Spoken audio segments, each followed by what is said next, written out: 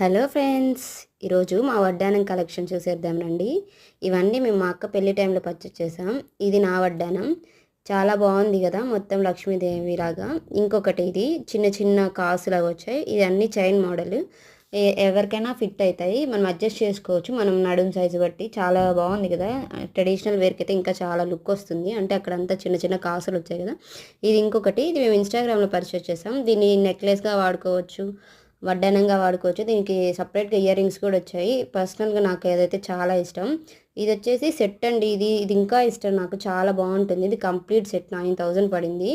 Ear rings, long chain, short chain అన్నీ ఉన్నాయి దీనికి.